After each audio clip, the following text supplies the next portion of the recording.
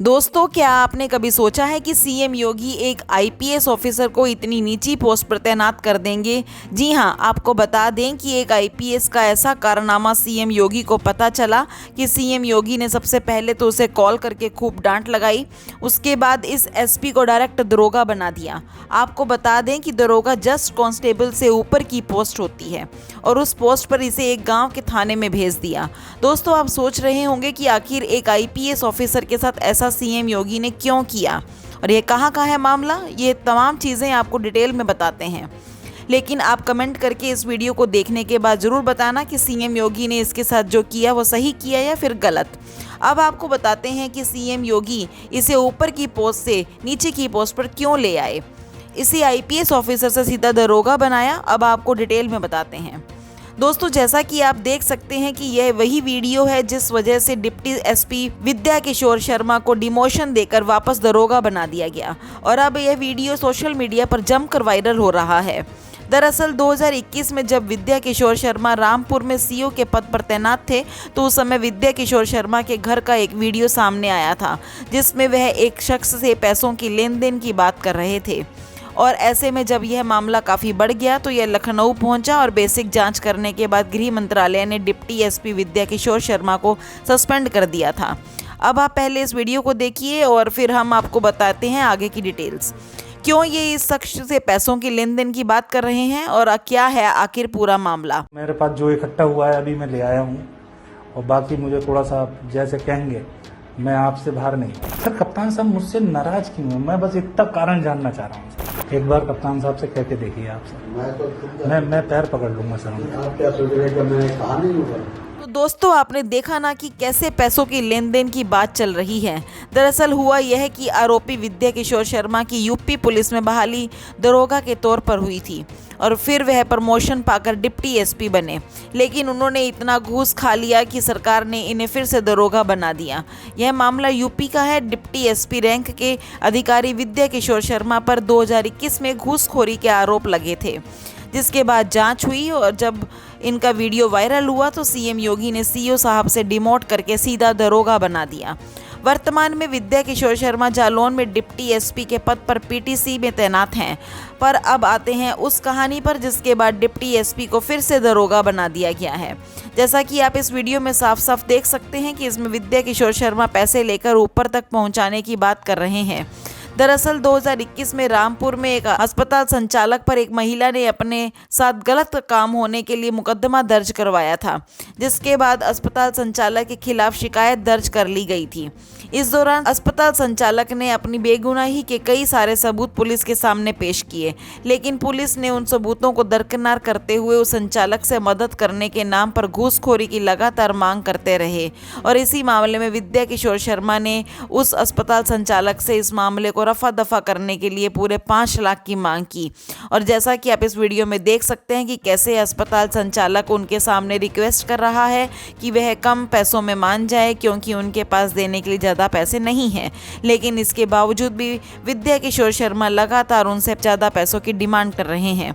ऐसे में इस वीडियो के वायरल होते ही यह मामला लखनऊ तक पहुंच गया और गृह मंत्रालय ने डिप्टी एसपी विद्या किशोर शर्मा को सस्पेंड कर दिया। दोस्तों, ऐसे में इस खबर के बारे में आपकी क्या राय है हमें कमेंट करके ज़रूर बताएं और साथ ही इस वीडियो को ज़्यादा से ज़्यादा लाइक और शेयर ज़रूर करें। और अब आपको बताते हैं एक और बड़ी खबर। दोस्तों, अयोध्या में जैसे जैसे राम मंदिर बनने की मुहिम आगे बढ़ रही है, यानी कि बनाया जा रहा है, वैसे वैसे वहाँ पर अब मुस्लिम लोग हंगामा करते हुए दिख रहे हैं।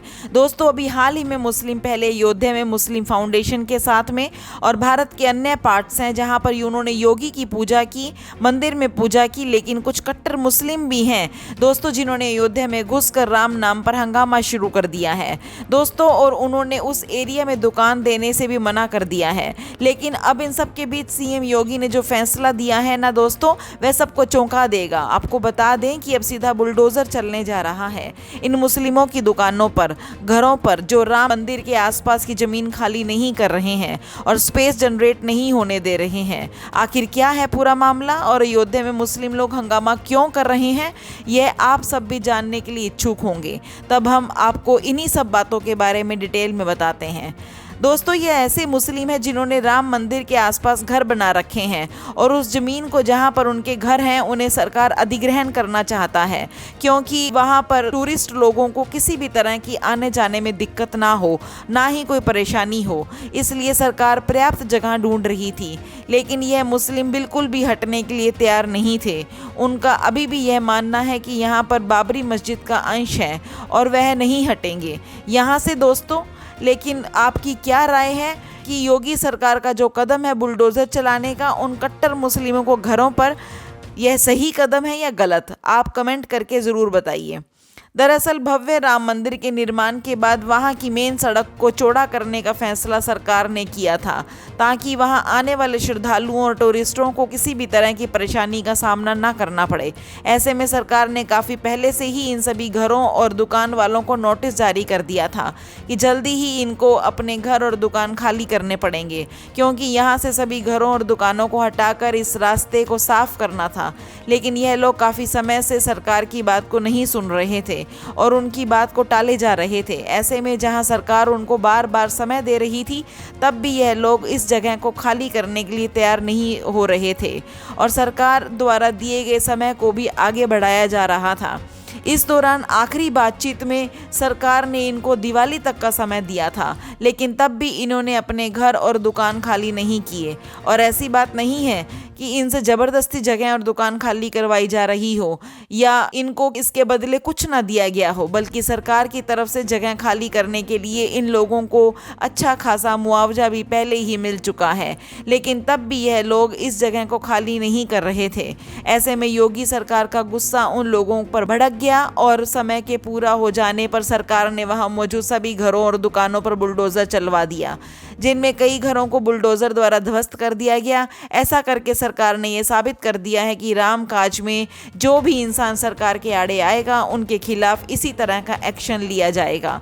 ऐसे में अगर ये सीधे तरीके से सरकार की बात नहीं मानते हैं तो सरकार को इन्हें समझाने के लिए यही तरीका इस्तेमाल करना पड़ता है, जो कि ऐसे लोगों को समझाने के लिए बिल्कुल सही है। ऐसे में इस खबर के बारे में आपकी क्या राय है? आपको क्या लगता है सरकार ने जो इन घरों पर बुलडोज़र चलाने का फैसला लिया यह सही था या नहीं? इस बारे में हमें कमेंट करके अपनी राय ज़रूर बताएं और साथ ही इस वीडियो को ज़्यादा से ज़्यादा लाइक और शेयर ज़रूर करें। और अब आपको बताते हैं एक और बड़ी खबर। दोस्तों, क्या आपने गौर किया है कि अब मार्केट में 2000 के नोट दिख नहीं रहे हैं? आखिर सारे नोट कहाँ गायब हो गए हैं? आपको बता दें कि अभी देश के बैंकों से तकरीबन 9 लाख करोड़ रुपए गायब हुए हैं। दोस्तों, कुछ बिगेस्ट स्कैम हुआ है इंडिया में। और आखिर 2000 के नोट अब आम इंसानों तक क्यों नहीं पहुंच रहे हैं? क्या ये कभी आपने सोचा है? शायद नहीं सोचा होगा।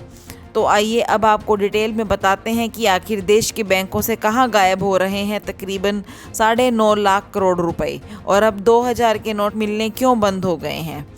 दोस्तों, जैसा कि आप सब जानते हैं कि नोटबंदी के दौरान सरकार ने 500 और 1000 के नोटों को बंद कर दिया था और यह सरकार ने सिर्फ इस मकसद से किया था ताकि जितनी भी ब्लैक मनी है वह सब सरकार के सामने आ जाए।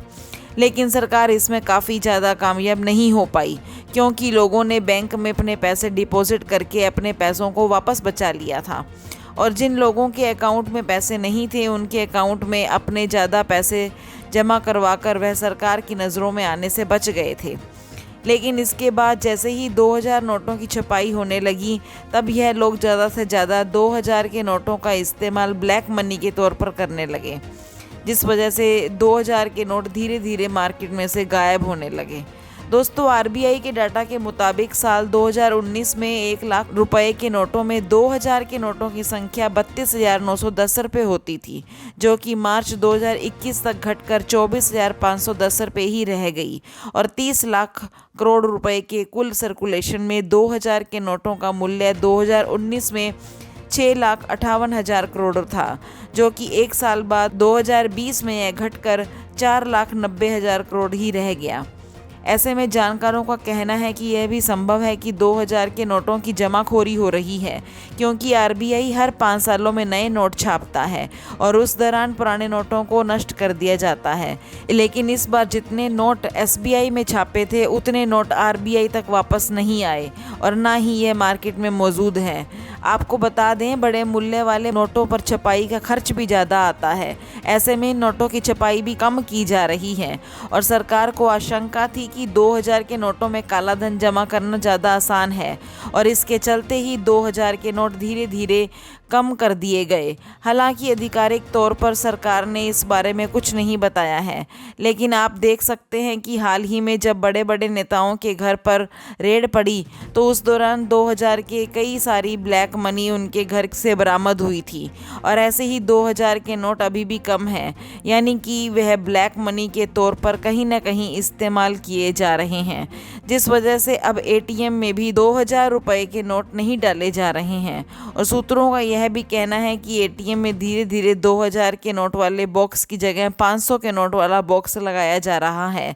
सिर्फ इतना ही नहीं, एटीएम में नोट डालने वाली कंपनियों को 2000 के नोट कम दिए जा रहे हैं और सरकार ने साल 2017 से ही 2000 के नोटों की प्रिंटिंग कम कर दी थी और इसके बाद से सरकार लगातार इसकी छपाई कम करती चली गई। मीडिया रिपोर्ट्स के मुताबिक साल 2017 में करीब 3500 मिलियन के करीब 2000 के नोट प्रिंट किए गए थे। साल 2018 में करीब 111 मिलियन और इसके बाद साल 2019 में सिर्फ 46 मिलियन और साल 2019 में 20 के बाद से सरकार ने एक भी 2000 के नए नोट की छपाई नहीं की है और इनकी छपाई अब बिल्कुल बंद है और यही वो वजह है कि अब आपको आसानी से 2000 रुपये के नोट दिखाई नहीं देते हैं। दोस्तों, ऐसे में इस खबर के बारे में आपकी क्या राय है, हमें कमेंट करके ज़रूर बताएं और साथ ही इस वीडियो को ज़्यादा से ज़्यादा लाइक और शेयर ज़रूर करें। धन्यवाद।